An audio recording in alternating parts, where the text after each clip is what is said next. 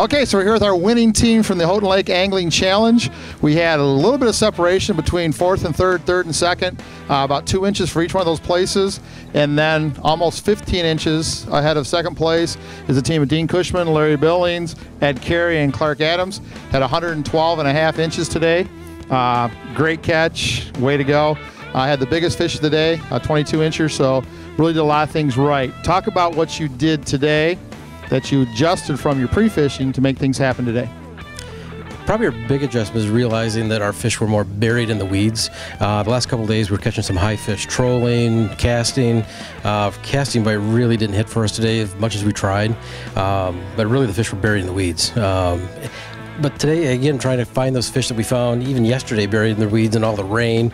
We had to go to more bags out, heavier weights, and kind of out of our comfort zone, but still be able to keep baits down in the strike zone. So keeping the baits where the fish are by adjusting bags, amount of weight, just keeping everything where the fish needed to be.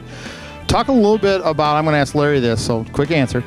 Talk a little bit about how fishing the Detroit River tournament, your first real tournament, helped you kind of adjust to today.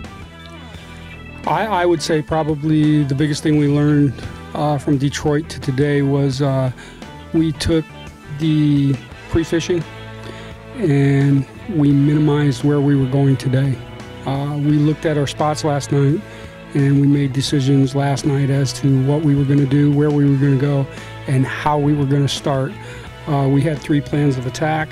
We basically went through 2 of them today.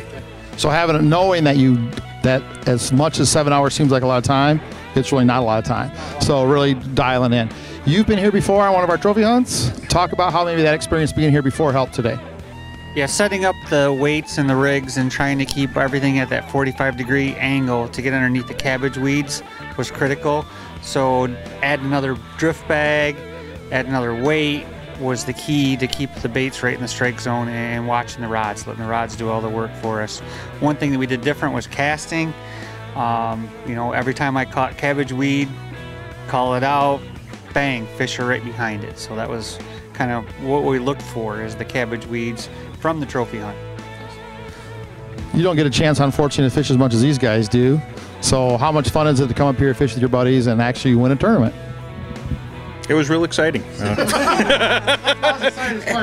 I like the check that comes along with it. It was his first time fishing at Houghton Lake. The first time at Houghton Lake? Great place to fish. I'll say one thing that was kind of cool today, one of our big fish today came in a spot we found with the sonar running between a couple spots. We said, ooh, here's a cabbage bed. Let's stop here because it looked pretty good.